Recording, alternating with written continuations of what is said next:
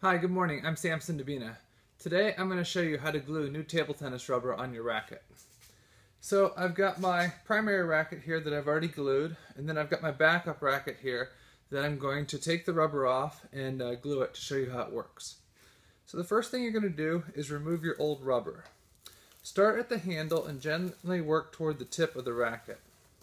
It's really important to pull with the grain of the wood so that you don't pull the plies of the wood apart. Once you've removed your old rubber, set it aside, put your racket down on a flat surface, and remove the old glue. In order to remove the old glue, just use the palm of your hand and again rub with the grain of the wood. Okay, so once you have a clean surface here, all the old glue is removed. You're going to take your new glue. I'm using a Nitaku Fine Zip 100. With your sponge, apply a light layer to the wood and just spread it around. Typically the glue takes about 1 to 2 hours to dry. So after you're done applying the glue, make sure you set it aside. One thing that's really important to be able to check to see if it's ready to apply to the blade yet is to take your finger and check. If you get glue in your finger like I did then, it's still too wet. This other one that I glued earlier, you can see that it's now dry. So I take my finger and I touch it and I don't get glue to my finger. That means it's time to apply. So I'm going to glue the rubber the same as I did the blade. Spread some glue on the sponge. Take this sponge, apply an even layer, and then let that dry for 1 to 2 hours. So I'm going to let my backup racket dry while I show you how to glue my primary racket. So as you can see, there's some paper on the back of the rubber. We're going to actually keep the paper on.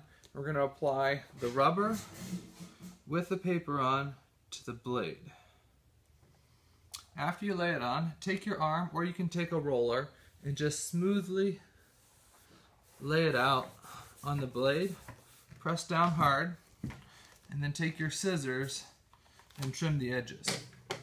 Now when you trim the edges, one thing that's important, if you trim with your scissors facing in like this, you're going to lose some of the surface area on your rubber.